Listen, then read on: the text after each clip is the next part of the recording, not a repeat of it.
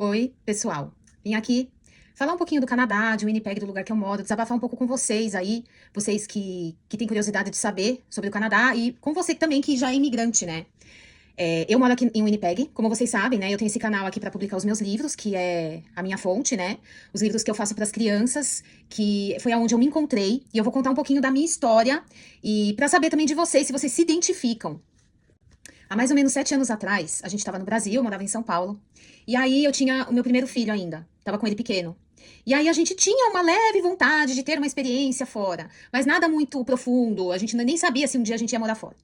E aí comecei a ficar, teve uma época que eu comecei realmente a ficar descontente com a situação do Brasil.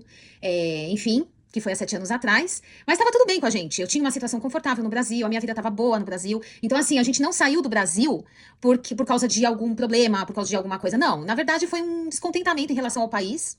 Em relação à segurança, vai. Porque de resto eu amo o Brasil. Eu amo o clima, amava, tava tudo bem, eu tinha um monte de amigo, família, enfim, tava tudo ótimo. A situação financeira tava boa também. A gente queria uma qualidade de vida melhor, ainda mais porque eu tinha acabado de ter meu filho. Eu tava grávida do meu segundo, e a gente queria uma segurança maior, sabe? E a gente tinha esse sonho de morar fora. E aí que a gente veio pra Winnipeg morar, né? A gente tava pensando em Vancouver, a gente pensou em outros lugares também, mas a gente viu que a concorrência em Vancouver estava muito alta.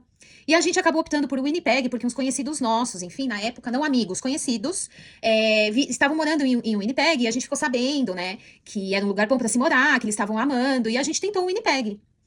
Pois bem, aí a gente ficou uns anos aqui, só que tipo um ano depois que a gente estava aqui veio a pandemia. Então foi tudo muito difícil. Quer dizer, um ano depois de estar morando no Canadá, vem a pandemia, a gente ficou fechado, foi aquela coisa. E aí a gente pegou e voltou. Sabe o que que aconteceu? A gente voltou pro Brasil, pós-pandemia.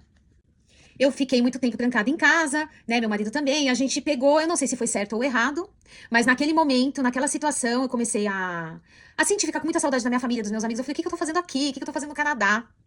E aí a gente resolveu voltar pro Brasil. A gente ficou no Brasil mais ou menos por um ano e meio. A gente não vendeu a casa do Canadá, a gente tinha comprado, dado entrada, comprado uma casa no Canadá. A gente não vendeu, a gente foi pro Brasil, ficamos um ano e meio lá. Também por causa de algumas questões familiares, a gente resolveu ficar lá. E eu fiquei por um ano e meio, foi quando eu engravidei da minha terceira filha. Tive minha filha lá no Brasil. Aí a gente voltou pro Canadá pra passear na nossa casa. Quando a gente voltou, a gente falou: vamos ficar? Vamos, ficamos no Canadá. E aí a gente ficou no Canadá, em Winnipeg, e vocês sabem, não sei se vocês sabem, né? Ou já sabem, não sei, que o Winnipeg é muito frio. Aqui no inverno, de mais ou menos de dezembro até março, faz em torno de -30, -20, -30, e algumas vezes até -40, mas é mais raro. Faz assim, -15, -20, tem dia que tá -30, já fez. E fica nisso, e é neve. Neve, de dezembro é certo que vai nevar, chega a neve. De dezembro até março, no final de março, começa a derreter. Começa a derreter. Só que assim, Winnipeg é ensolarada, né? O bom daqui é o sol. E aí, a gente começou a se acostumar de novo com o Canadá. A gente gosta do Canadá? A gente gosta, né? Só que eu vou contar uma coisa pra vocês. Você é imigrante, você me entende? Eu quero que vocês deixem os relatos de vocês aqui nos comentários. Foi um período da minha vida, essa mudança de país, um período em que eu despertei espiritualmente. Foi um despertar espiritual. Eu não sei se você acredita nisso. Eu acredito, né? Então eu comecei a ficar mais ligada. Foi uma mudança muito brusca na minha vida, uma mudança muito grande. Porque a partir do momento que eu mudei de país, eu já vi começar a mudar em relação a todas as pessoas ao meu redor, as pessoas que eu conhecia, por exemplo. Então, quando você muda de país, a maioria se distancia. Por mais que você queira contato, não sei o quê, algumas pessoas ficam e outras pessoas vão embora. E pra mim foi um despertar muito grande, pra mim e pro meu marido. Muita gente saiu da nossa vida. A gente vê quem é amigo de verdade e quem não é. E aí, o que que aconteceu? Quando a gente voltou pro Brasil, a minha rede de amizades já tinha diminuído. Mas ainda tinha alguns amigos. Ficamos lá por um ano e meio e voltamos pro Canadá. E aí, gente, aconteceu tanta coisa nesse meu despertar. A gente começa a ficar mais intuitiva. Eu fiquei, tá?